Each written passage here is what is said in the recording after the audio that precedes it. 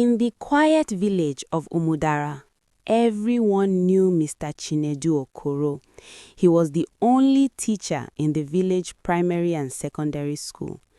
He was about 40 years old, tall, calm, and always dressed neatly in simple shirts and trousers. People respected him because he was educated and kind. He taught children how to read, write, and dream of a better life. But the villagers also feared him. They believed Mr. Chinedu had a supernatural gift. Some said he could see the future. Others said he could talk to spirits. Children whispered that he could read minds. It all started many years ago when Chinedu was a young boy. During a terrible storm, lightning struck the old sacred tree near his house. Everyone thought he had died because he was sleeping under the tree. But when people found him, he was alive without any injury. After that day, Chinedu changed. He started saying things before they happened. He warned a farmer not to travel on a certain day, and the farmer later heard that a serious accident happened on that road. He told a woman her child was sick before the woman even noticed. The village elders believed the spirit had chosen him. But Chinedu never spoke about it. He grew up, went to the city to study, and later returned to teach in Umudara.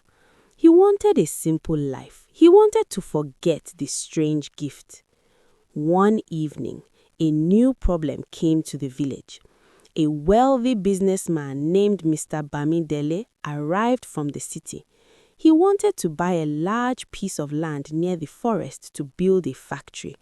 The land was sacred and belonged to the ancestors. The elders were confused. Some wanted the money, others feared the spirits. They called Chinedu to the village meeting because people believed he could guide them. "Teacher Chinedu," the chief said, "the spirits speak to you. Tell us, should we sell the land?"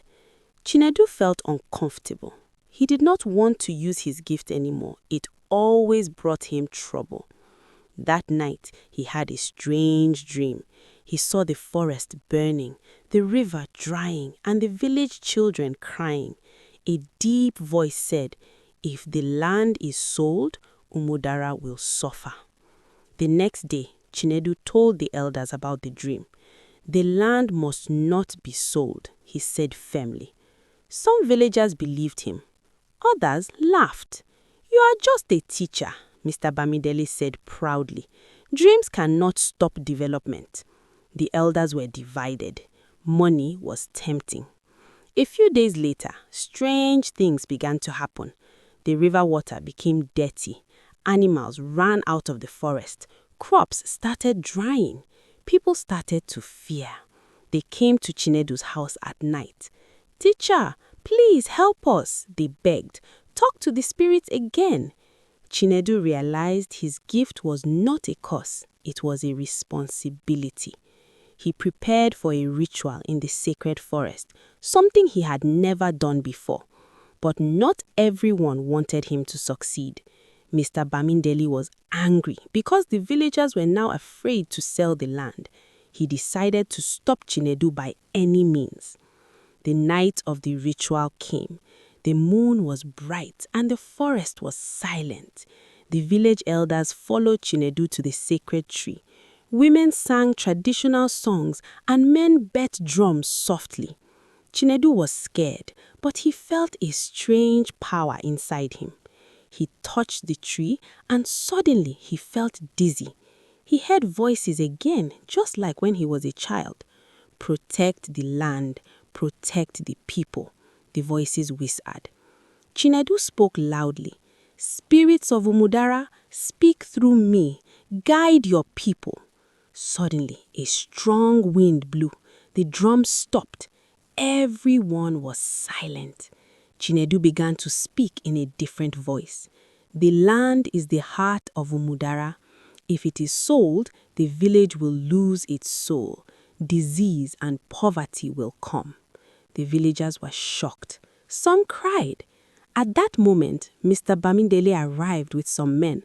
"This is nonsense," he shouted. "You are fooling these villagers with tricks."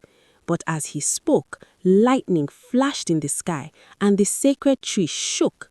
Mr. Bamidele fell to the ground in fear. The elders quickly ended the ritual. The next morning, the village held a final meeting. The chief stood up and said, "We will not sell the sacred land. Money will come and go, but our village must survive." Mr. Bamidele left angrily, promising never to return. After that decision, the strange problem stopped. The river became clean again. Crops started growing. Animals returned to the forest.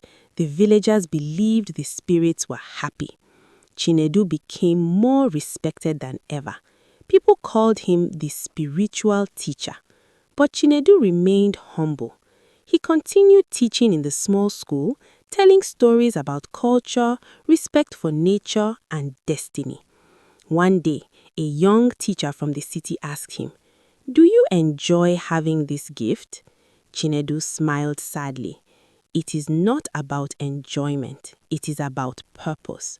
Some people are born to be doctors, some leaders, some teachers.